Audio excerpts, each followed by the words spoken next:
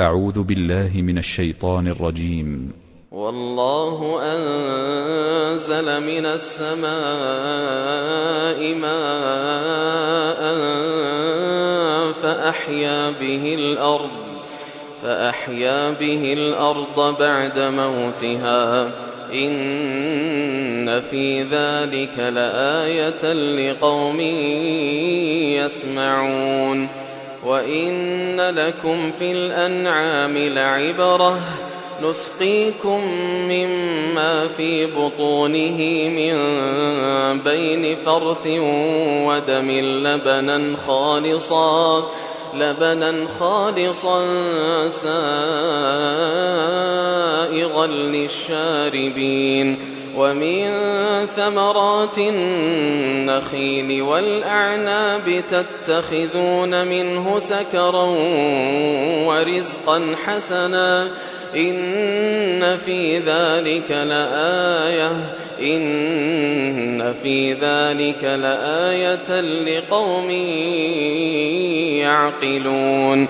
وأوحى ربك إلى النحل أن اتخذي من الجبال بيوتا ومن الشجر ومما يعرشون ثم كلي من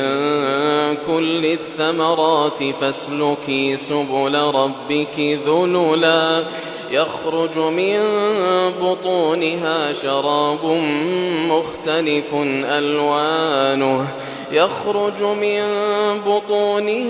شراب مختلف ألوانه فيه شفاء للناس إن في ذلك لآية لقوم يتفكرون. والله خلقكم ثم يتوفاكم ومنكم من يرد إلى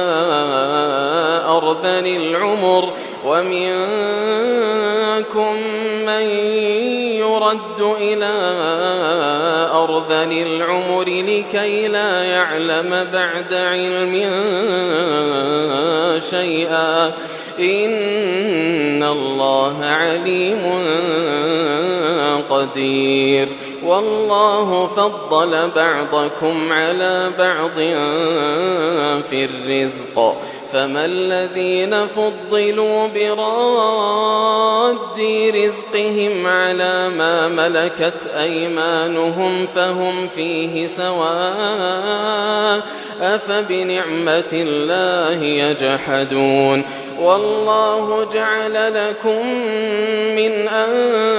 أنفسكم أزواجا وجعل لكم من أزواجكم بنين وحفدة ورزقكم من الطيبات أفبالباطل يؤمنون وبنعمة الله هم يكفرون. ويعبدون من دون الله ما لا يملك لهم رزقا من السماوات والأرض شيئا ولا يستطيعون فلا تضربوا لله الأمثال إن الله يعلم وأنتم لا تعلمون. ضرب الله مثلا عبدا مملوكا لا يقدر على شيء ومن رزقناه منا رزقا حسنا فهو ينفق منه سرا وجهرا هل يستوون الحمد لله بل أكثرهم لا يعلمون. وضرب الله مثلا رجلين أحدهما أبكم لا يقدر على شيء وهو كل على مولاه أينما يوجهه لا يأتي بخير هل يستوي هو ومن يأمر بالعدل وهو على صراط مستقيم ولله غيب السماوات والأرض وما أمر الساعة إلا كلمح البصر أو هو أقرب وما أمر الساعة إلا كلمح البصر أو هو أقرب إن الله على كل شيء قدير والله أخرجكم من بطون أمهاتكم لا تعلمون شيئا والله أخرجكم من بطون أمهاتكم لا تعلمون شيئا وجعل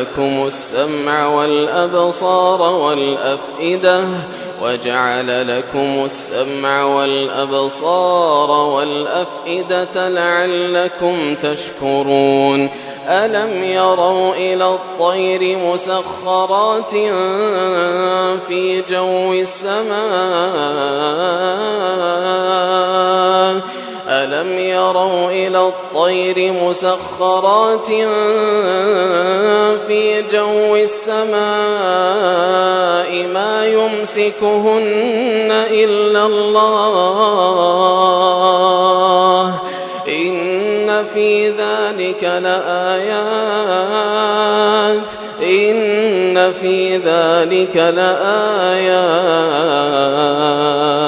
إن في ذلك لآيات لقوم